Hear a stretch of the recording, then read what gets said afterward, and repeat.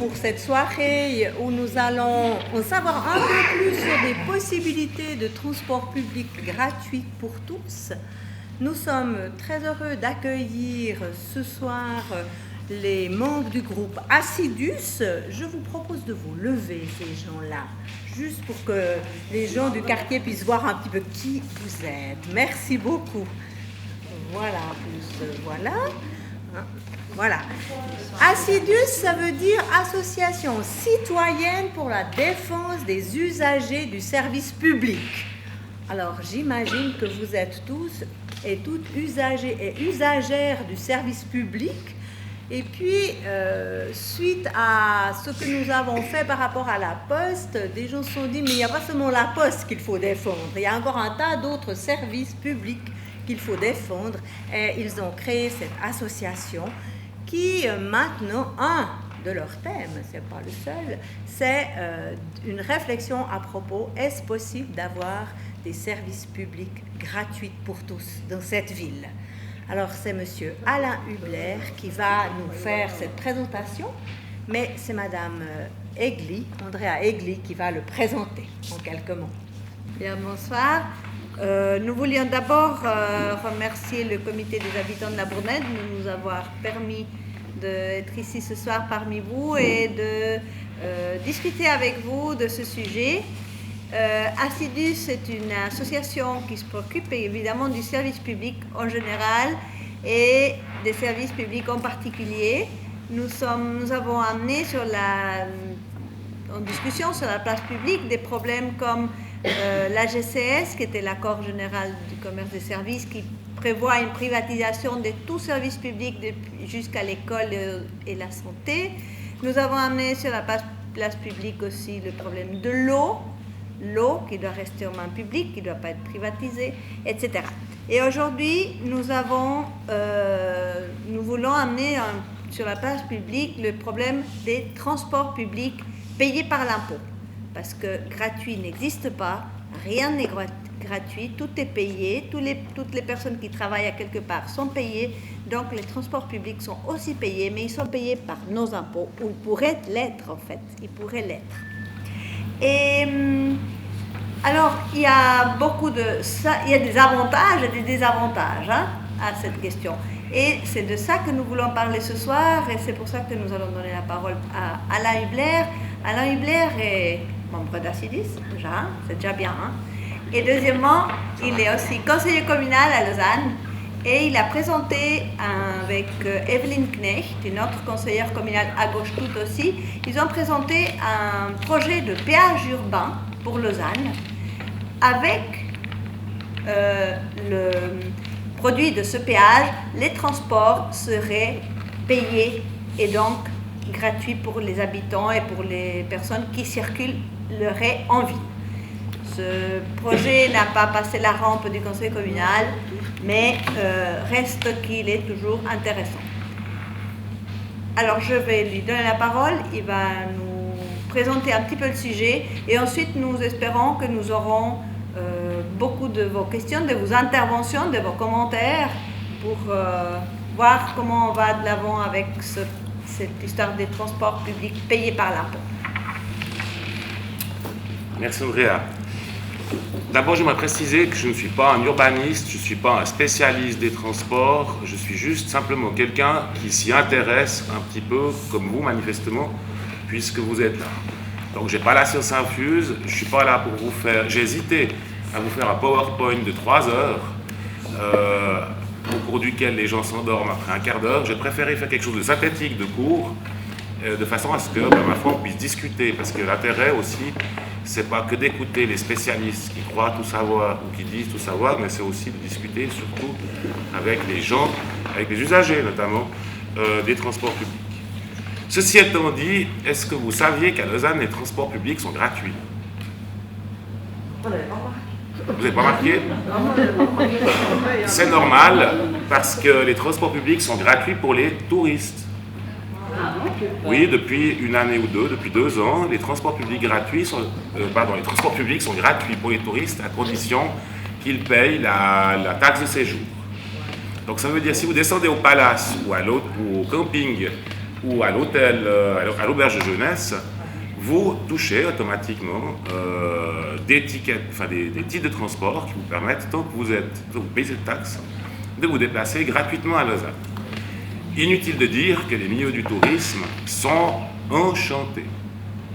Quand on propose des transports publics gratuits, bizarrement, ils sont moins enchantés. Je ne sais pas pourquoi, mais c'est comme ça.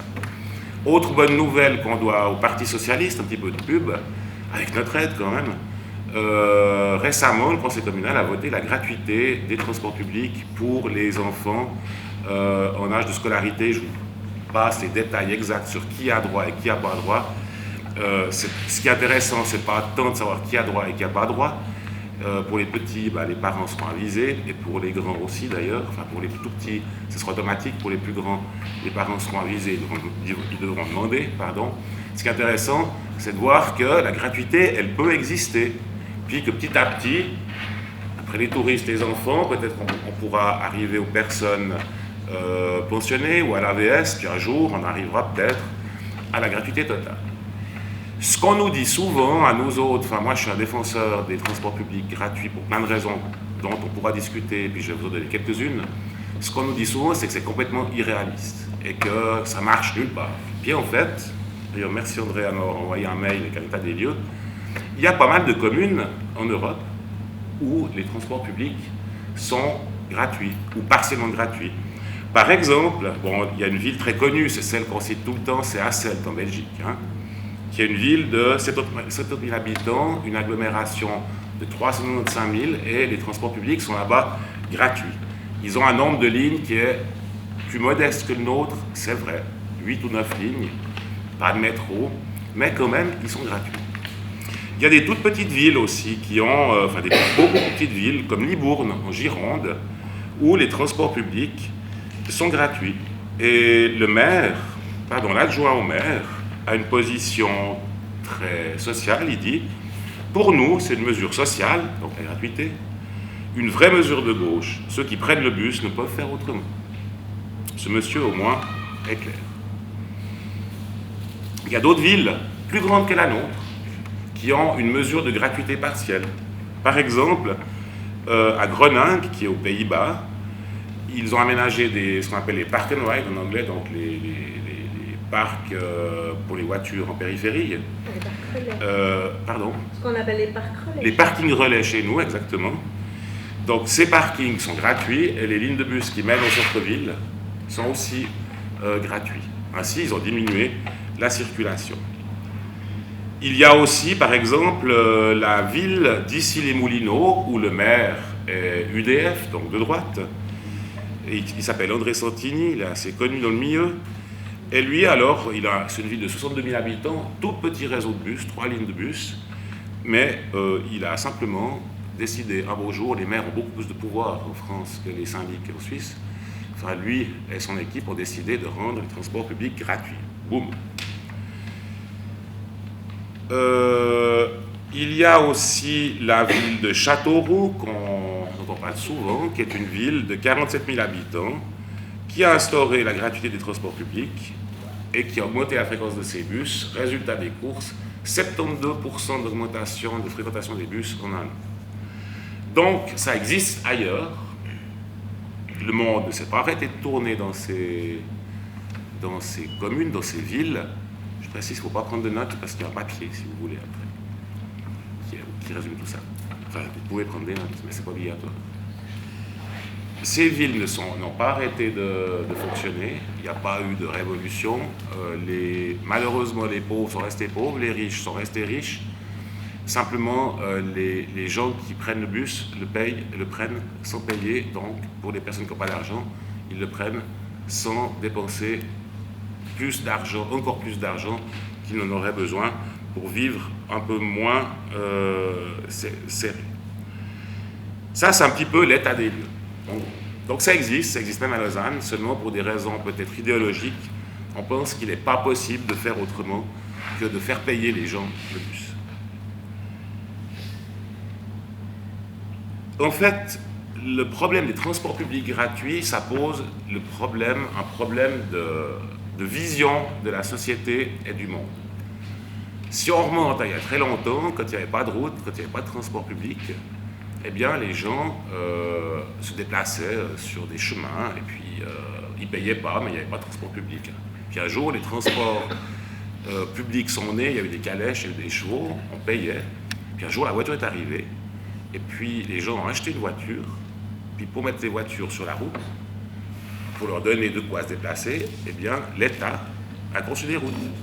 Les routes, ça coûte très cher. Et on a eu un jour des routes gratuites, sur lesquelles on a mis des voitures payantes, et on s'est beaucoup moins intéressé au transport public. Bon, là, je fais un résumé dans le temps qui est très rapide. Et c'est ainsi qu'à l'époque des années 60 ou avant 60, les transports publics lausannois étaient quasi bénéficiaires. Parce que tout le monde allait en bus. Puis le jour, les 30 Glorieuses, où tout le monde a acheté une voiture, les transports publics sont devenus moins bénéficiaires, parce que les gens allaient en voiture. Et puis, surtout, les rues, les routes se sont encombrées. Elles se sont chargées de voitures, et c'est ensuite qu'on a liquidé les trams en 64 pour l'Expo, parce qu'il fallait qu'on puisse circuler. Pour Lausanne, ça s'est passé un petit peu comme ça, et depuis, les transports publics sont devenus de plus en plus déficitaires, jusqu'à aujourd'hui, où en fait, ils sont payés à 60% par les communes, enfin par l'État en général. Par nos impôts. Et donc par nos impôts, et plus qu'à 40% par les usages. Donc encore quelques efforts qui seront gratuits. Un simple exemple du fait qu'on consacre beaucoup plus d'argent aux voitures, enfin au transport individuel qu'au transport public. La ville de Lausanne, de temps en temps, ils ont arrêté depuis 2000, fait ce qu'on appelle un compte transport, c'est-à-dire qu'ils comptent ce qui est l'argent qui est consacré au transport public et au transport individuel. Entre 1996 et 2000, les montants totaux engagés sur la ville de Lausanne, mais ce n'est pas par la ville, hein, c'est par tout le monde, sont passés de 418 à 558 millions de francs. Alors que ceux engagés pour les transports publics sont passés de 129 à 132. Donc déjà, il y a une différence d'investissement dans le transport public, d'une part, et d'autre part, l'augmentation est en plus nettement à l'avantage des transports individuels, puisque c'est 33% pour les transports individuels et que 2,3% pour les transports publics. Donc il y a une vision qui n'est pas prête de ça, enfin qui ne s'arrête pas, ou qui s'arrêtera peut-être pour des questions environnementales plus qu'idéologiques ou philosophiques. Le problème, c'est qu'on met énormément d'argent dans la voiture et on met pas grand-chose dans le transport public. Ce qui signifie que pour ceux qui n'ont pas de voiture, ou plus de voiture, ou pas l'âge d'avoir une voiture, ben, ma foi, ils sont dépendants, ils doivent payer d'une manière ou d'une autre. Et puis ceux qui ont leur voiture, bon, soit ils se saignent pour la voiture, soit ils s'en fichent parce qu'ils ont un revenu suffisant, et puis ils se transportent individuellement, mais au sens strict du terme, c'est-à-dire dans une voiture fermée, et on ne pose pas ce qu'il y a autour. Quels sont les enjeux de la mobilité, en fait, de nos jours?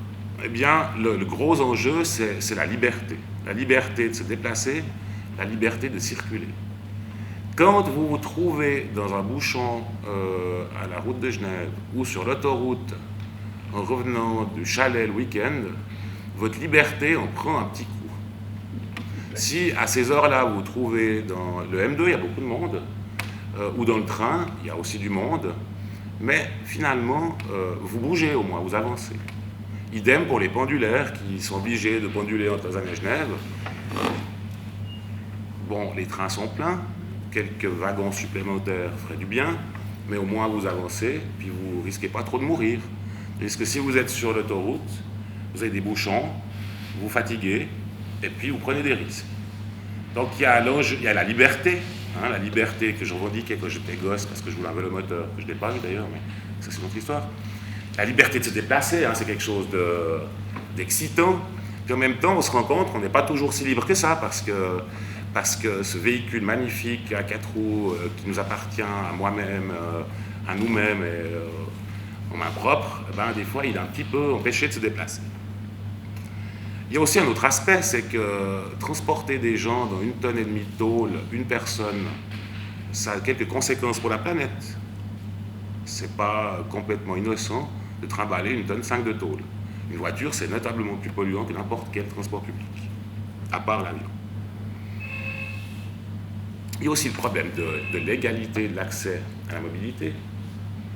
Je reviens aux exemples, les enfants, les personnes âgées, les handicapés, qu'est-ce que j'ai oublié? Ceux qui n'ont pas les moyens de se payer une voiture, comment est-ce qu'ils font pour se déplacer? On n'est pas égaux dans la mobilité, de loin pas. Il y a l'écologie, ça je vous en ai parlé, il y a le service public. Est-ce que les routes destinées à faire rouler 1,5 tonne de voitures qui appartient en propre à une seule personne, est-ce que vraiment l'entretien des routes c'est un service public au sens strict du terme? On peut se poser la question, quand on pense que pour faire un stand marché à la Palue, il faut demander moult autorisations, et que pour mettre une voiture, à peu près n'importe où, la faire rouler comme ça, c'est gros hein, une voiture. Il n'y a pas besoin d'autorisation, il faut un permis, bon, il faut une carte grise, une plaque, mais à part ça, une fois qu'on a ça, on fait ce qu'on veut, ou presque. D'ailleurs, on voit qu'on fait de moins en moins ce qu'on veut, puisque la municipalité a une politique intéressante pour éviter que les voitures rentrent en ville. Ils font payer le parking très cher. Ce qui limite d'autant, d'ailleurs, l'accès à la mobilité de ceux qui n'ont pas les moyens, qui ont juste les moyens de se payer une voiture. Après, il faut qu'on puisse payer le partage. Donc, c'est un moyen purement financier de restriction de l'accès qui n'est donc pas, qui a l'encontre du service public, à mon avis. Il y a un autre aspect très important, je ne sais pas combien il y a de voitures à Lausanne, mais un bon paquet. Quand on sait qu'une voiture occupe 10 mètres carrés, qu'elle bouge, enfin si elle bouge, elle occupe encore plus, parce qu'il faut faire attention à ne pas être trop près. 10 mètres carrés d'occuper, c'est énorme. Si vous regardez, si vous faites attention aux places de parc, vous verrez qu'il y en a des montagnes en ville, que c'est plein de voitures partout. Est-ce qu'un bus, vu le nombre de gens que ça transporte, ben, ça prend beaucoup moins de place. Et il y a aussi, au niveau des enjeux cachés, plus ou moins cachés de la mobilité, il y a l'évolution des valeurs. Il fut une époque où prendre l'avion était réservé à des gens extrêmement riches, et puis les prix ont baissé. Hein, et on voit même des prix d'avion à 29 francs. Bientôt, on vous paye pour prendre l'avion pour aller, je sais pas. Enfin, quelque chose d'assez délirant. Donc c'est de moins en moins cher. Les transports publics, eux, ils montent. Donc les transports publics, j'entends qu'ils vont pas loin, ceux de pauvres, quoi, le bus, enfin ceux qu'on prend, vous et moi. Et en même temps, parallèle, on constate que les WC publics deviennent payants. C'est intéressant. Cette chute du prix de l'avion, transport de masse, du transport de prestige qui permet d'aller loin et qui est censé rapporter, et cette augmentation des transports et d'autres services d'usage courant qui n'ont plus de valeur prestigieuse, on va dire. Et c'est vrai, quelqu'un qui va au WC public, il ne rapporte rien. Quelqu'un qui prend l'avion, il rapporte, je ne vais pas faire de pub, mais aux agences de voyage, à l'hôtellerie, etc., etc. Ça, c'était pour quelques enjeux, plus ou moins cachés. Donc, les avantages des transports publics payés par l'impôt, comme l'a dit André Aigli, en tout cas, on a décidé de ne plus parler de transport public gratuit, parce que chaque fois que vous dites ce mot-là, il y a toujours une personne bien intentionnée pour dire « Non, c'est pas gratuit, c'est payé par mes impôts, enfin par les impôts ». Alors on dira transport public payé par l'impôt, comme ça on n'aura plus de problème. Donc l'avantage évident, si les transports publics sont gratuits, c'est que tout le monde peut monter dedans. Hein. Vous voyez un bus qui passe, hop, vous montez dedans. Que vous soyez jeune, vieux, riche, pauvre, à l'aide sociale ou milliardaire, vous montez dans votre bus et puis vous descendez quand vous voulez. Et aussi, c'est une liberté pour ceux qui ont des abonnements. Moi, j'habite trop au centre-ville pour un abonnement, mais c'est génial que tu aies un abonnement parce qu'on monte, on descend, pas besoin de s'aider avec la machine, pas besoin de louper le bus parce qu'on est tout excité pour mettre les sous dans le distributeur. Gros avantage.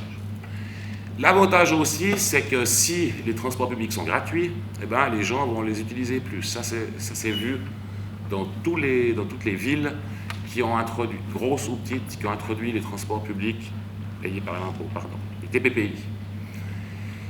Donc l'avantage, c'est que moins il y a de gens plus il y a de gens qui montent dans les transports publics, moins il y a de gens qui prennent leur voiture. donc les 10 mètres carrés de tôle de tout à l'heure, ben, il y en a moins. Donc il y a plus de place pour vivre, pour jouer au ballon, pour se promener, pour vivre, pour mettre un banc, un arbre, s'asseoir dessous, pour lire un livre ou pour lire le journal. Ce qui m'amène à l'urbanisme, ça veut dire qu'on peut réaménager les villes de manière importante. Si vous connaissez la rue de la Borde, vous avez vu cette espèce de parc qu'ils ont fait au milieu de la rue de la Borde, c'est triste à mourir. Vous supprimez une voie de circulation, vous faites quelque chose d'un peu plus agréable à vivre. Et pourquoi? Ben, ils n'ont pas pu faire plus, parce qu'il faut laisser la place à la voiture. Donc, enlevons les gens des voitures, on les met dans les transports publics, et puis, du coup, on a plus d'espace pour vivre tous et toutes. Et puis, il y a les économies qu'on peut escompter sur la billetterie et puis sur le contrôle, puisqu'il n'y a plus de contrôleur, qu'on peut réinjecter.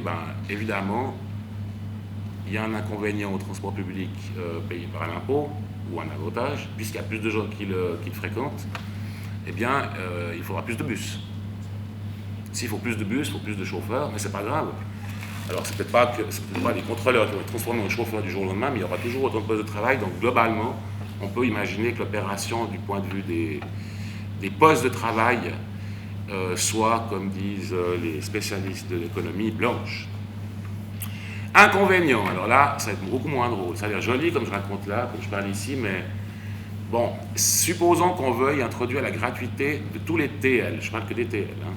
Ça coûte la bagatelle de 60 000. Par année, oui. Ah oui, par année.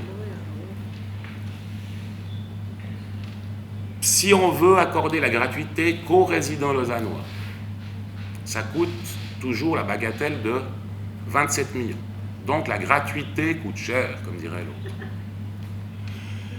Bon, il ne faut pas trop s'affoler. Le budget de la ville de Lausanne, c'est quand même 1,5 milliard. Donc 1,5 milliard, 27 millions, ça dépend. C'est à peu près, je crois, le budget de la culture, 27 millions, sauf erreur. 33. Je date un peu alors. Mais c'est à peu près.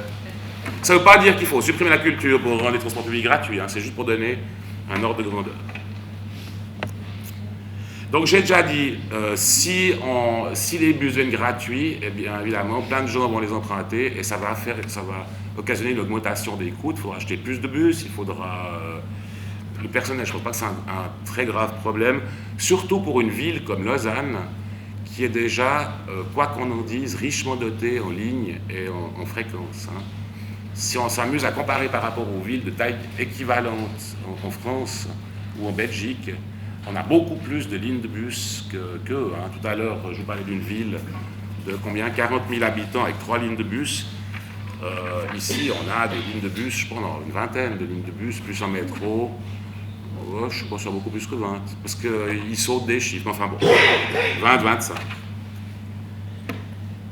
Le gros danger, c'est que même à supposer qu'on soit tous d'accord à Lausanne, comme on est impliqué dans Mobilis, la communauté tarifaire, il faudrait que tout le monde soit d'accord, en tout cas qu'il y ait un accord pour que ça soit possible éventuellement sur toute la communauté tarifaire.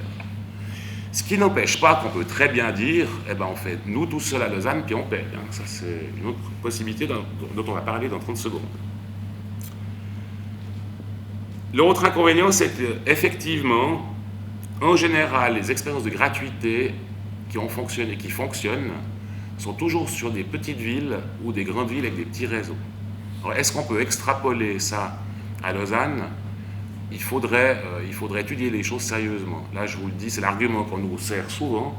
Je vous le dis sincèrement, j'en sais rien. Mais ce qui serait intéressant, c'est de l'envisager puis de l'étudier sérieusement. Maintenant, on va parler chiffres un peu sérieusement. Donc, je vous ai dit que la gratuité intégrale coûterait 27 millions pour la ville de Lausanne. Si on veut se payer ça, il y a un moyen très simple, c'est l'impôt. J'espère qu'il n'y a personne, je ne vois pas Dieu encore qui me fusille. Donc ça fait une bagatelle, une augmentation d'impôt, de l'impôt communal, de la modeste somme, du modeste pourcentage de 6%. Comment ça va, vous résistez? Donc ça fait une augmentation de 6% sur l'impôt communal, mais rassurez-vous, grâce au fait que quand vous payez vos impôts communaux et cantonaux, vous payez les deux en même temps, ça fait une augmentation d'impôt communal cantonal seulement de 2,5%. Ce qui veut dire que chaque fois, si vous payez 1000 francs d'impôts, ça vous fait 25 francs par année. Si vous payez 2000, 50 francs, etc. Ce qui veut dire que si on calcule sur une personne seule qui se paye son abonnement pour 1 et 2 zones à Lausanne, au prix de 600 francs, eh bien cette personne seule, je ne parle pas des familles, elle est gagnante si on finançait les transports publics par l'impôt jusqu'à 24 000 francs d'impôt communal et cantonal. Au-delà, vous y perdez, ce qui est juste, et en dessous, vous y gagnez si vous êtes seul. Si vous êtes 2 en famille à payer ce montant, c'est encore mieux. Si vous êtes 3 ou 4, c'est encore mieux. Donc finalement, ça a l'air cher. Et puis finalement, moi je me dis, c'est quelque chose qui pourrait être jouable, à la limite. D'autant plus que la droite, en 1984, avait baissé les impôts de 5%, c'est juste. Sauf erreur. Je pense bien. Ce serait l'occasion de remettre l'église au milieu du village. Voilà. C'est un petit peu ce que j'avais à vous dire. Ce que j'aimerais vous dire aussi, c'est que la motion, la proposition que Kevin Knecht et moi-même avons déposée en 2004, sauf erreur, couplait un péage urbain avec la gratuité des transports publics. C'est un truc très dangereux, parce que le péage, les péages urbains, la gauche n'aime pas trop ça, parce que c'est une taxe, c'est vrai. Mais pourquoi est-ce qu'on l'a fait? Il y a une raison à ça, c'est qu'on nous a toujours dit, mais les transports publics gratuits, vous ne les financez pas. On dit, bon d'accord, on va les financer. Donc on a demandé à ce qu'une étude soit faite pour qu'on puisse savoir si on peut financer les transports publics gratuits par ce biais-là. L'idée était, à l'époque, elle est toujours, c'est qu'un automobiliste extérieur qui arrive à Lausanne, quand il arrive au péage, il a le choix, il paye ou il prend le bus gratuit. Donc il n'est pas contraint de payer, il peut se déplacer encore, et en même temps, du coup, le péage permet de rendre des bus gratuits. Évidemment que les Lausannois, eux, s'ils ne se promènent pas en voiture, ils prennent les bus gratuits. C'était ça l'idée, c'était de coupler deux mécanismes, un mécanisme très antisocial qui est le péage, avec un mécanisme très social qui est le transport public, gratuit, enfin payé par un péage, en l'occurrence. Alors, contrairement à ce qu'a dit Andrea, ça n'a pas été refusé, pas encore. Il y a une réponse qui a été faite par la municipalité qui est très mauvaise, et dont j'espère que le conseil communal, refusera, afin qu'il soit contraint de faire leur étude sérieusement, parce qu'elle a mal été faite.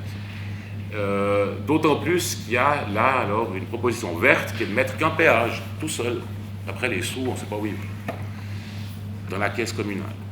Donc voilà, personnellement, je pense que la gratuité des transports publics, ça fait appel à beaucoup d'éléments, notamment actuellement, où on sait que l'environnement subit beaucoup de nuisances.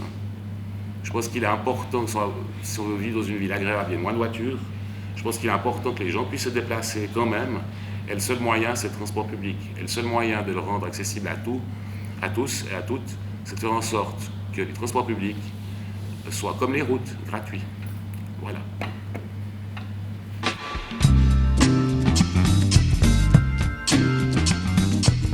Mais moi j'ai une question. Oui. Si les transports publics sont gratuits, est-ce que vous croyez vraiment que les automobilistes en masse, ils vachement de petites bagnoles, ils aiment beaucoup et tout ça, parce que si, parce que ça? Moi je crois pas. Je suis pour les transports publics gratuits, évidemment, mais je pense pas. Je vais vous faire une partie, mais pour la majorité, pas une bonne partie, un petit nombre. Je vais vous faire une confidence. C'est entre autres pour ça qu'à l'époque, on avait choisi de déposer cette motion qui demandait ce couplage. Ouais. Entre autres pour ça. Ouais.